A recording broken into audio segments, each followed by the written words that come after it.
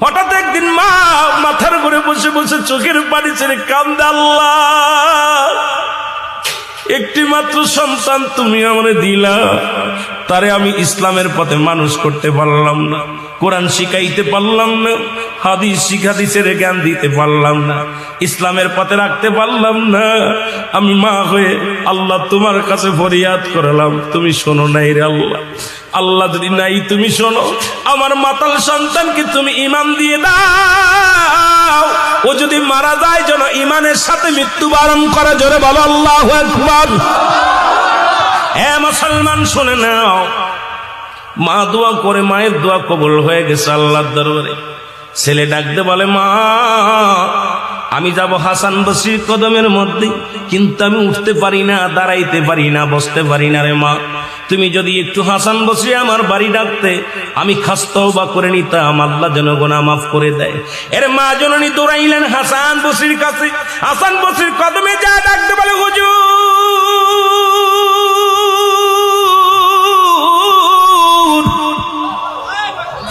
আমার মাতাল ছেলে তওবা করতে চায়, কালেমা পড়তে চায়, আপনি যদি আমার সাথে একটু আমার বাসায় যাইতেন গো, তাহলে আমি অত্যন্ত খুশি হতাম আপনার উপরে।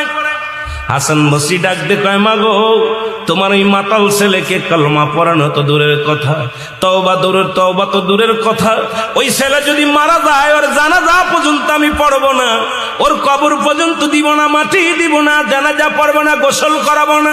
সুতরাং নাফরমান গুনাহগার ব্যক্তি যদি মারা যায়, আমি হাসান বসরি তার কদর সেখানে যেতে পারি না।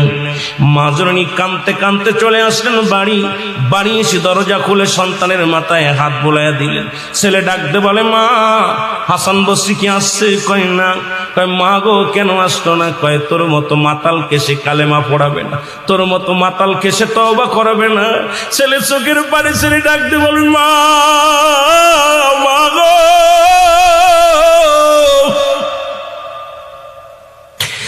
আমার মতো পাপীরে যদি দুনিয়ার মানুষ ঘৃণা করে, আমি যদি মারা যাই, জানি আমি মারা যাবো গো মা। মারা গেলে আমার এই লাশখানা কোনো গোরস্থানে শুয়াইবা না, যদি গোরস্থানে শুয়াও তাহলে গোরস্থানের মানুষের কষ্ট হবে রে মা। আমি মারা গেলে আমার গলার মধ্যে রশি লাগাইয়া টানতে টানতে জঙ্গলের মধ্যে ফেলে দিবা রে মা, নাই সমুদ্রে ফেলে দিবা। কারণ আমার মতো পাপীরে যদি গোরস্থানে রেখে দেয়, অন্য ভাইয়ের কষ্ট হবে, অন্য ভাই বোনদের কষ্ট হবে। এই জন্য মা গো আমার দেহ কানা তুমি দুনিয়ার মধ্যে কোথাও দাফন করবা না। মা একটা দাবি করে, যার দুনিয়ার মধ্যে ভুল করেছি রে মা আমি ক্ষমা চাই। কানতে কানতে সন্তান দুনিয়া থেকে বিদায় হয়ে গেল। আল্লাহু আকবার বলুন। সন্তান মারা গেল, জনম দুঃখিনী মা চোখের পানি ছেড়ে কান্দে, মালি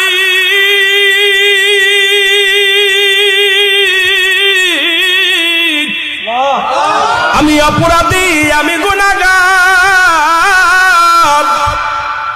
একটা মাত্র সন্তানকে আমি দিনের বুঝ দিতে পারি নাই। সন্তান মারা গেল, এই লাশ আমি কোথায় রাখবো? এই মরা দেহখানা আমি কোথায় ফেলে দিব রে আল্লাহ? সন্তান তো বলে গেছে, মা তুমি আমার গলার মধ্যে রশি লাগাইয়া বনের মধ্যে ফেলে দিবা, নাই পানিতে ফেলে দিবা। এখন আমি কি করি? চোখের পানি ছেড়ে কান্দে। এমন সময় হাসান বসরি দরজার মধ্যে হাজির। মারহাবা বলেন না? হাসান বসরি যখন দরজার মধ্যে হাজির হয়ে গেছে, দরজা খুলে দেখে হাসান বসরি রাহমাতুল্লাহ উনি ঘরের মধ্যে হাজির হয়ে গেছে গো। ডাকতে বলে, হুজুর আপনি আমার ঘরে? কই, মা গো তোমাকে বিদায় করে দিয়া আমি জোহরের নামাজ পড়ে যখন যাই নামাজের পর ডান হাত মোবারক মাথার তলে দিয়ে ঘুমাইছিলাম, ইলহামের মাধ্যমে শুনতে পারলাম, হাসান যে মা তার সন্তানের জন্য ক্লাতি করে রে,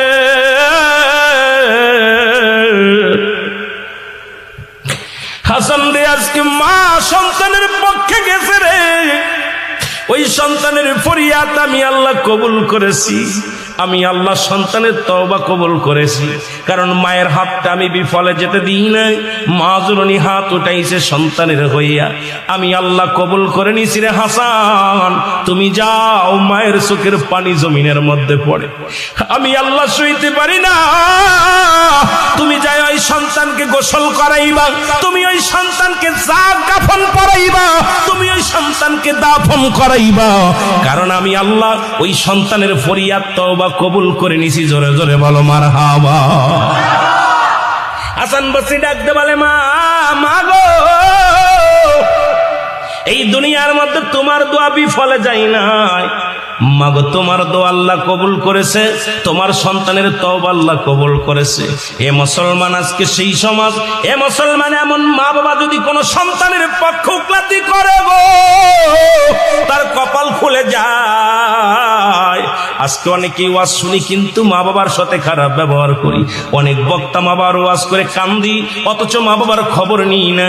ও মুসলমান, আজকে মা বাবা বৃদ্ধ আশ্রমে, মা বাবা বুড়া বয়সে কত কষ্ট করে রে মুসলমান। আজকে মা বাবার হক আমরা আদায় করতে পারি না, আল্লাহর দরবারে কি জবাব দিব রে মুসলমান। আমি এই জন্য আমি আপনাদেরকে বলে যাই, তওবা করবা বেশি বেশি, আর মা বাবার যত্ন করবো বেশি বেশি গো। মা বাবারেও খুশি রাখবা, আমার আল্লাহ রাসূলকেও খুশি রাখবা, ইসলামের বিধান মেনে চলবা, দুনিয়া আখিরাত দুইটাই শান্তি পাবা। জোরে জোরে বলেন ঠিক কিনা?